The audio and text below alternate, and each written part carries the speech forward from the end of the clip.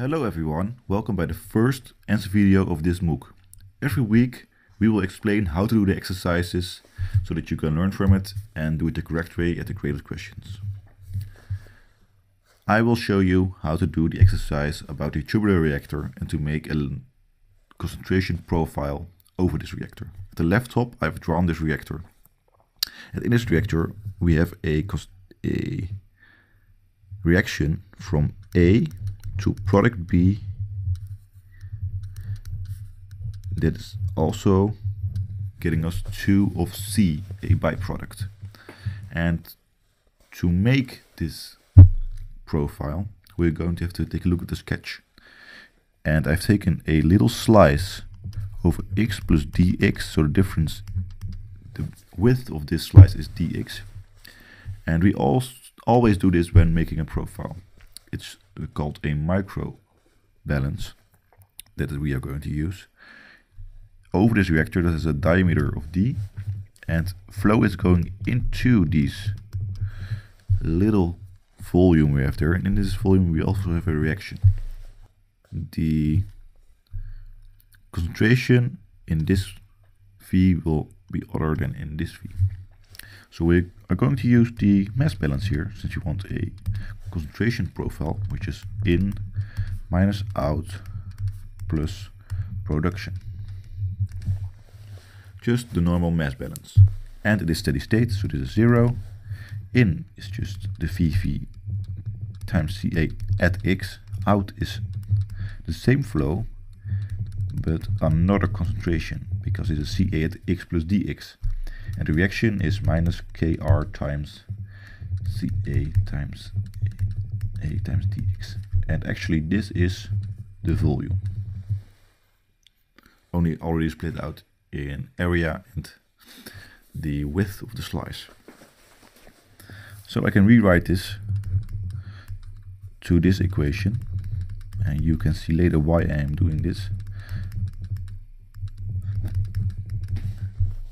Minus Kr times Ca, without the minus, times dx. And now I can rewrite this to a differential form, and you have to watch out to use the correct minus sign.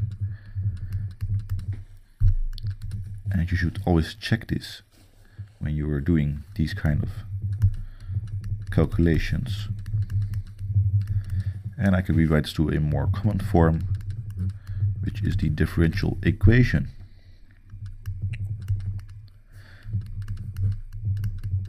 Right, so we recognize this. And we can solve this by separation of variables. I can show you quickly how to do this, but I'm sure you're already quite familiar with this if you have followed the first MOOC. So integrate this, and you will get the ln function of Ca times is equal to the right side times x, and never forget the constant. You can rewrite this. Don't forget your constant also changes because you are doing a mathematical conversion of it. With the initial condition of Ca at x is 0 is Ca 0, and I can always later on fill in a number here. This is more easy if you want to tune with, for example, this initial condition. And if I fill this in, you can see my final equation. So this is the concentration profile of Ca over reactor in x. So I can now determine the concentration of A in the whole reactor. The next question was to sketch a graph of all the components inside the reactor. And we could already draw Ca, right? We know how it's made. So it's a negative exponential equation. Now I want to know how to draw this concentration of B, and I can do this all over again and doing this balance thing, but I can also think logically and think, what is the concentration of B? Well, this is at x is 0, this should be CB0, right? And then for every a molecule conversed, I can get 1 back. So this Ca0 minus at that point Cax, so the amount that is conversed from A is actually conversed into B, so a plus sign there. And the same counts for C. Right there, the C0 plus this term, only it was 2 times, so times 2. And also CB0 was 0 and CC0 was also 0, so this is what we are left with. And I can also draw this, right? Because I know that B starts at 0 concentration, and for every molecule B, for every molecule A conversed, we get 1 of B back, and we get 2 back from C. So this is the graph that you should have drawn. Now the question was that how long the reactor should be for the concentration of C not to exceed 11 kilograms per cubic meter, since that would poison the catalyst. So now I want to make a profile for C. And I'm going to use this. I'm not going to start all over, since we have this term, and I can rewrite this equation into this, and this is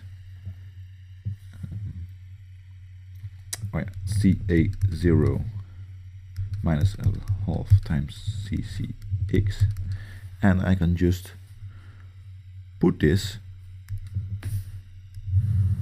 into this equation, and that would eliminate Cax, right? And the only variable left would be Ccx, and if I do this and I rearrange some things, I am left with this equation. And as you can see, it is the same equation as I have drawn in the left graph, so that was correct. And now I only have to fill in all the variables. 11 kilograms per cubic meter for this. All these set variables are known, and it gives me 50.9 meters of tubular reactor. So this is the maximum. It could be less if you want to. Thank you for watching this video. If you have any questions, please feel free to ask on the forum, and I'm sure your peer students or we are happy to answer them.